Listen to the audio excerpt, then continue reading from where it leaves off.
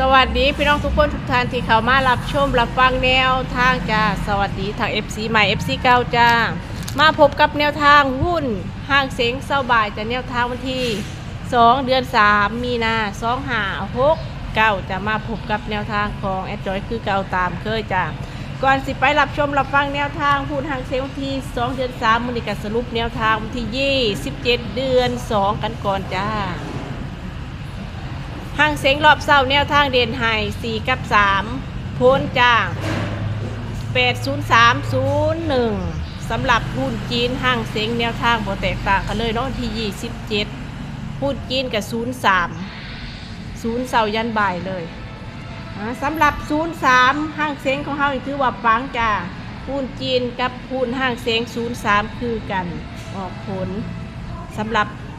หุ้นจีนนี่เขาเด่นหุ้น3หุ้นห้างเซ็งของเฮามาโตกับ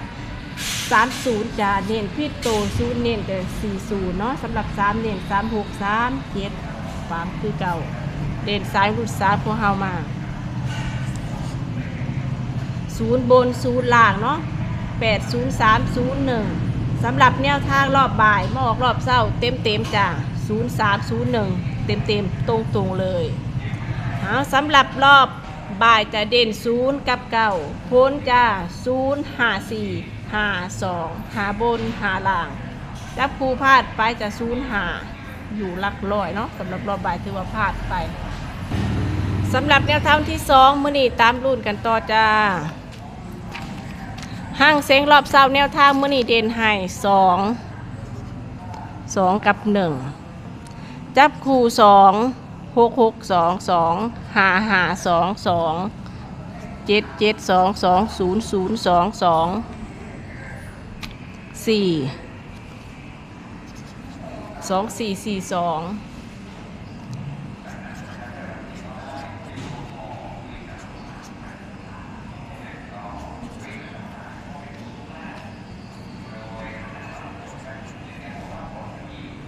บายเด่น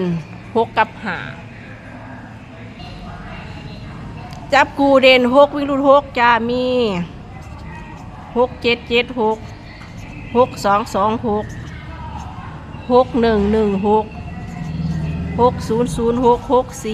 4 6 5 7 7 5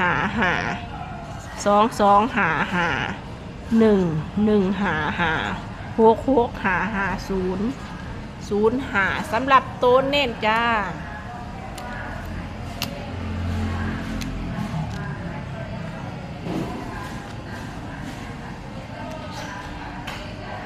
2 5 5 2 2 7 7 2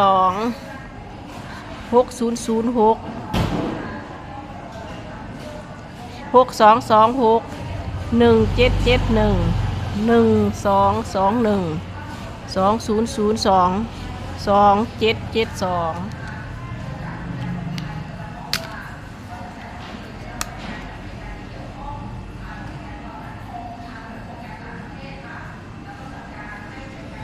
เรียบร้อยจะสำหรับแนวทางห้างเซ็งของเราวันที่2มือนี่แนวทางตามนี่เลยจะมือแรกแหกมันจะพี่น้องสำหรับห้างเซ็งของเราเนาะมือแรกของสัปดาห์แล้วก็มือแรกของเดือนจะสำหรับห้างรอบปกติของเราจะคอยเฮงคอยปังคอยโชคดีกันทุกคนทุกท่านจะไว้เจอกันใหม่คลิปหน้าละกันจ้า